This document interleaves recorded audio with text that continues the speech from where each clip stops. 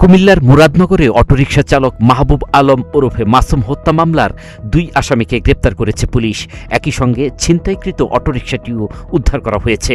21 June রোববার জেলা police কার্যালয়ের কনফারেন্স রুমে আয়োজিত সংবাদ সম্মেলনে এ তথ্য জানান কুমিল্লার police super Mohammad Anisuzzaman. Police জানায়, গত শনিবার উপজেলার বাংরা বাজার থানার টনকি ইউনিয়নের বৈলাবাড়ি গ্রামের দরের পার এলাকার রাস্তার পাশের ঝোপ থেকে মাহবুব আলমের মরদেহ উদ্ধার করা হয়। তিনি গোকুলনগর গ্রামের নুরুল ইসলামের ছেলে।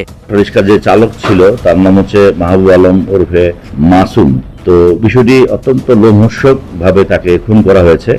তো মাত্র 12 ঘন্টার মধ্যে আমরা যে নাইম আহমেদ, যেটা নাইম ইসলাম বয়স 23 দাউদকান্দির, যে আর আরমান, যেটা আরমান সরকার 20 বাংরা বাজার, এদেরকে গ্রেফতার করে প্রথমে নাইমকে গ্রেপ্তার করা হয়। নাইম ইসলাম গ্রেপ্তার করার পর সে জিজ্ঞাসাবাদে স্বীকার করে।